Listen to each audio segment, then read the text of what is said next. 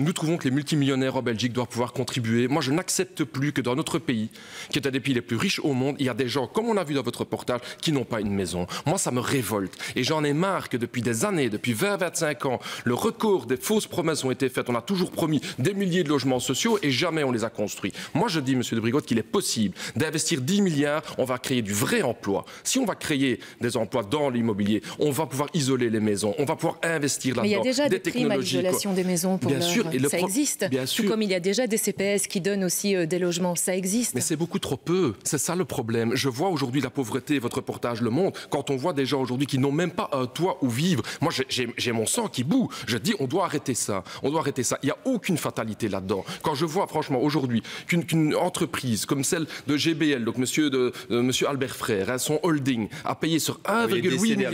Oui, mais donc son entreprise aujourd'hui encore 1,8 milliard de bénéfices. Combien d'impôts a payé cette entreprise à votre avis?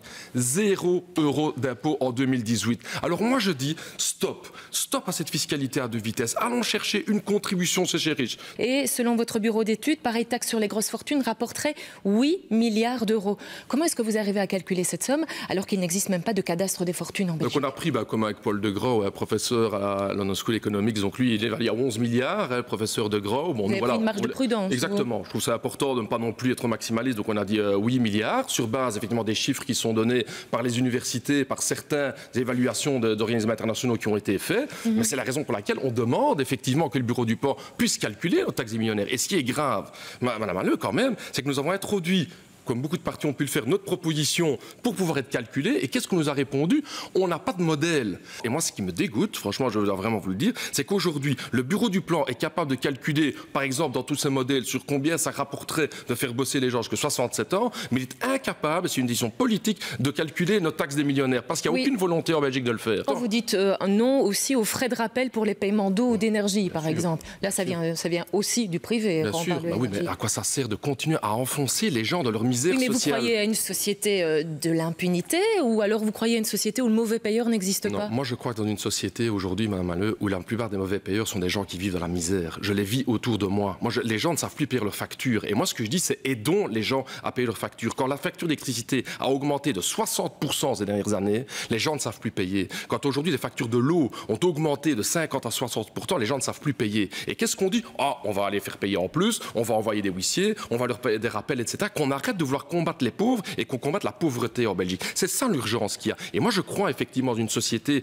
Madame Halleux, où effectivement il n'y a plus de pauvreté. Aujourd'hui, nos meilleurs scientifiques, vous savez, je suis scientifique de formation, je crois dans nos scientifiques. Nous avons aujourd'hui des technologies suffisantes pour donner à manger à tout le monde, pour donner un toit à tout le monde, pour donner la culture à tout le monde. Mais le problème, c'est que notre société tourne de plus en plus pour le profit d'une petite minorité. Les riches de plus en plus riches, les pauvres de plus en plus pauvres. Et nous, au PTB... Et la classe moyenne dans tout ça? La classe moyenne est en train de disparaître. C'est bien ça qui est malheureux aujourd'hui. C'est qu'on est en train de la faire payer. Moi, je vois ces petits indépendants. Sa disparition? Que du contraire, on est en train de les aider. Vous avez les petits indépendants. Moi, je trouve ça dégoûtant qu'un petit indépendant, il va payer 20% d'impôts. Sur les peu de bénéfices qu'il fait, mais les grandes multinationales, elles vont payer 0% d'impôts. Depuis 2009 et le sommet de Copenhague, on est très actifs sur le sujet du climat. On a notre dernier congrès, on a beaucoup bossé dessus. On vient avec une position qui évidemment est très singulière dans la politique belge. Vous savez, en matière de climat, tous les partis politiques sont mis d'accord au Parlement pour nous faire payer une taxe carbone.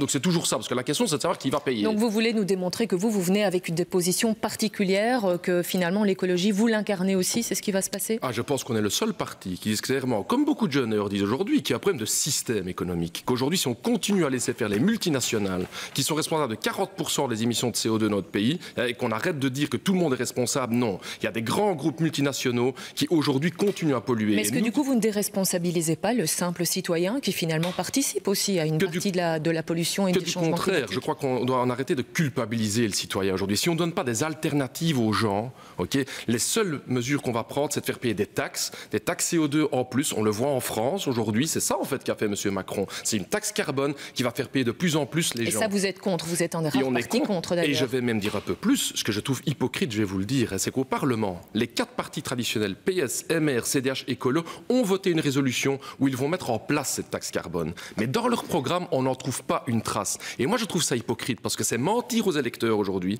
Je trouve que tous les partis traditionnels devraient mettre carte sur table. Oui ou non, trouvez-vous qu'il faut faire payer une taxe carbone? On va leur demander, puisqu'ils seront les prochains invités. Alors, plaisir. On disait de vous tout à l'heure, vous êtes un beau parleur. C'est Paul Magnette, si je ne me trompe, qui disait ça. Je crois que je suis un bon parleur parce que je dis effectivement ce que beaucoup de gens vivent dans leur trip, je le dis, et surtout j'ai pas honte de ma gauche. C'est ça le problème, je veux dire. Moi aujourd'hui je suis quelqu'un de gauche, une gauche décomplexée, qui ose dire aujourd'hui qu'il faut arrêter de faire croire, comme le PS aujourd'hui dit dans son programme, on est contre les cadeaux fiscaux des grandes entreprises, mais en même temps le même Elio Di Rupo a été à Davos aller vendre les intérêts notionnels. Les gens en ont marre de cette hypocrisie. Les gens veulent voter, quand ils votent à gauche, ils veulent une politique de gauche. Et c'est ça que je veux offrir avec le PTB comme alternative le 26 mai. Les gens doivent le savoir. Votre vote, il va être utile parce que nous, on garde nos convictions. Impatient d'aller au pouvoir? Oui, non?